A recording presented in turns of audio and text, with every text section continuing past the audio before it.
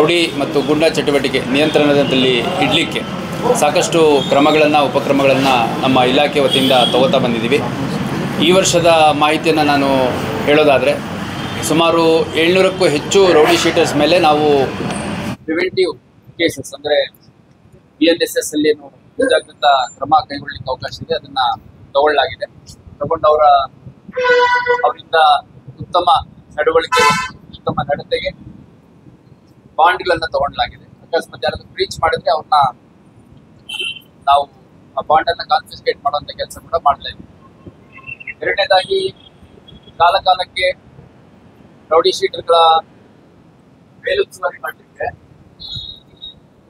ನಮ್ಮ ಅಧಿಕಾರಿ ಮತ್ತು ಸಿಬ್ಬಂದಿಗಳು ನಿರಂತರವಾಗಿ ಅವರ ಚಲನವಲನವನ್ನು ಗಮನಿಸುವಂಥದ್ದು, ಅವ್ರು ಯಾವ್ದಾದ್ರು ಚಟುವಟಿಕೆಯಲ್ಲಿ ಭಾಗವಹಿಸಿದ ಸಂಬಂಧಿತ ಪ್ರಕರಣಗಳನ್ನು ಅರೆಸ್ಟ್ ಮಾಡುವಂಥದ್ದು, ಅದೇ ರೀತಿಯಾಗಿ ಅವರ ಮನೆ ಅಗತ್ಯ ಬಿದ್ದಂಥ ಸಂದರ್ಭದಲ್ಲಿ ಅವ್ರ ಮನೆಗಳು, ಅವರ ಅಡ್ಡಗಳು, ವ್ಯವಹಾರ ನಡೆಸುವಂಥ ಜಾಗಗಳಿಂದ ಸರ್ಚ್ ಮಾಡುವಂಥದ್ದು, ರೌಡಿ ಶೀಟರ್ಸ್ ಪೆರೇಡ್ ಮಾಡುವಂಥದ್ದು, ಆಮೇಲೆ ಠಾಣೆಗಳಿಗೆ SP ಆಫೀಸ್, ನಮ್ಮ CCP ಆಫೀಸ್ ನಿರಂತರವಾಗಿ ಕರೆಸಿ ಅವ್ರನ್ನ ಒಟ್ಟಿನಲ್ಲಿ ಯಾವುದೇ ಕಾರಣಕ್ಕೂ ಯಾವುದೇ ಒಂದು ಅಹಿತಕರ ಘಟನೆಯಲ್ಲಿ ಭಾಗಿಯಾಗದಂತೆ ಎಚ್ಚರಿಕೆ ಕೊಡುವಂಥ ಕೆಲಸಗಳನ್ನ ಮಾಡಿದ್ದೀವಿ.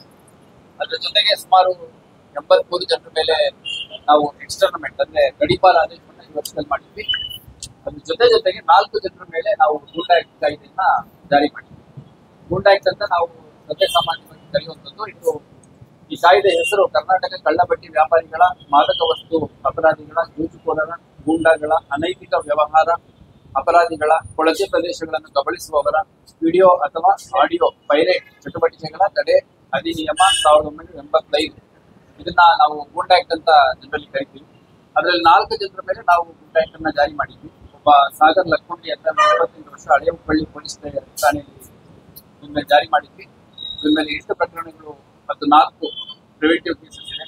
ಲಕ್ಷ್ಮಣ್ ಅಲಿಯಾಸ್ ಗವ್ಯ ಬಳ್ಳಾರಿ ಅನ್ಸಿತ್ತು, ಅವ್ರು 30 ವರ್ಷ ಬೆಂಡಿಗೇರಿ ಪೊಲೀಸ್ ಠಾಣೆಯಲ್ಲಿ ಮಾಡಿದ್ರು. ಇದ್ರ ಮೇಲೆ 13 ಪ್ರಕರಣಗಳು ಮತ್ತು 4 ಮುಂಜಾಗ್ರತಾ ಕ್ರಮಗಳಲ್ಲಿ ಪ್ರಕರಣಗಳಿತ್ತು. ಮಂಜುನಾಥ್ ಅಲಿಯಾಸ್ ಸೈಂಟಿಸ್ಟ್ ಮಂಜು ಅನ್ನುವಂಥ 36 ವರ್ಷ ಕೇಶವಾಪುರ ಪೊಲೀಸ್ ಠಾಣೆಗೆ ಒಟ್ಟು 34 ಪ್ರಕರಣಗಳಿತ್ತು ಮತ್ತು 6 PR ಪ್ರಕರಣಗಳಿತ್ತು. ಅದೇ ರೀತಿ ದಾವೂದ್ ನದಾಫ್ 32 ವರ್ಷ ಶಹರ ಪೊಲೀಸ್ ಠಾಣೆ ಮೇಲೆ 17 ಪ್ರಕರಣಗಳು ಮತ್ತು ಮುಂಜಾಗ್ರತಾ ಕ್ರಮದಲ್ಲಿ ಪ್ರಕರಣಗಳು ದಾಖಲಾಗಿತ್ತು. ಈ 4 ವ್ಯಕ್ತಿಗಳಿಗೆ ನಾವು ಜೂನ್ ತಿಂಗಳಲ್ಲಿ ಗೂಂಡಾ ಕಾಯ್ದೆಯನ್ನ ಜಾರಿ ಮಾಡಿ ಬಳ್ಳಾರಿ, ಮೈಸೂರು, ಮಂಗಳೂರು ಸೇರಿದಂತೆ ಬೇರೆ ಬೇರೆ ಜೈಲುಗಳಿಗೆ ಬಿಟ್ಟು ಬರುವಂತ ಕೆಲಸ ಮಾಡಿದ್ವಿ.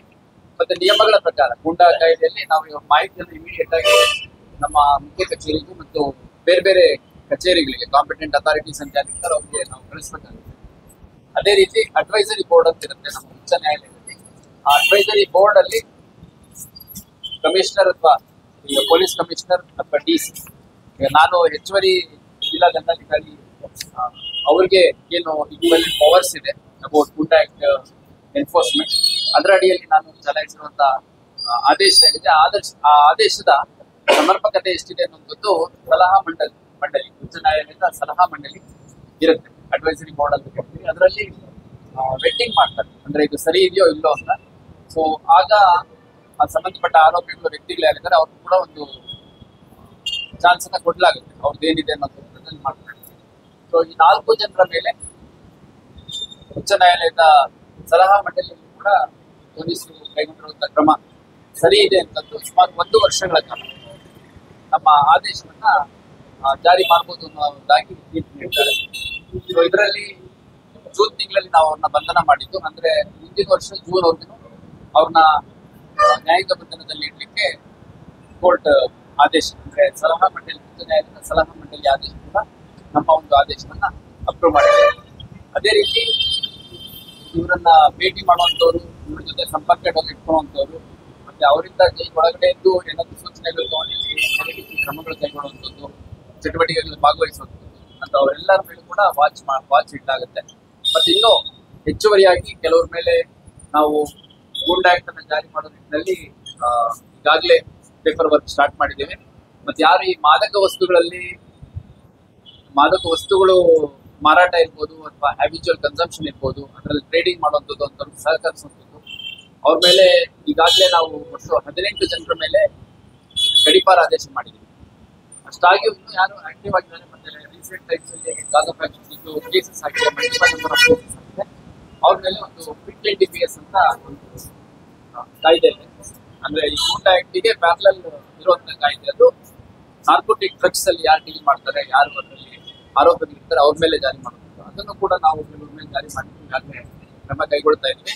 ಅದೇ ರೀತಿ ಈ ಬೇರೆ ಬೇರೆ ಅಕ್ರಮ ಚಟುವಟಿಕೆಗಳು, ಕಾನೂನು ಬಾಹಿರ ಕೃತ್ಯಗಳು, ಅದೇ ರೀತಿ ಈಗಾಗಲೇ 83 ಗಡಿಪಾರ ಆದೇಶ ಏನಾಗಿತ್ತು, ಅದು ಹೆಚ್ಚು ರೌಡಿ ಶೀಟರ್ಸ್ ಮತ್ತೆ ಯಾರು ಕೊಲೆ ಪ್ರಯತ್ನದ ಪ್ರಕರಣಗಳಲ್ಲಿ ಭಾಗಿಯಾಗಿರ್ತಾರೆ ಅವ್ರ ಮೇಲೆ ಇತ್ತು.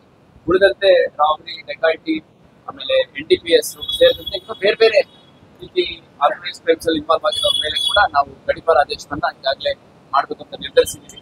ಆದಷ್ಟು ಬೇಗ ಜನರ ಮೇಲೆ ಮಾಡಿ ಅವಳಿ ನಗರವನ್ನ ಅತ್ಯಂತ ಶಾಂತಿಯುತವಾಗಿ ಇಟ್ಕೊಳ್ಳಿಕ್ಕೆ ಏನೆಲ್ಲ ಪ್ರಯತ್ನ ಮಾಡೋ ನಿಟ್ಟಿನಲ್ಲಿ ಪೊಲೀಸ್ ಇಲಾಖೆ ಬಹಳಷ್ಟು ಶ್ರಮ ಪಟ್ಟು ಕೆಲಸ ಮಾಡ್ತಾರೆ. 75 ಜನ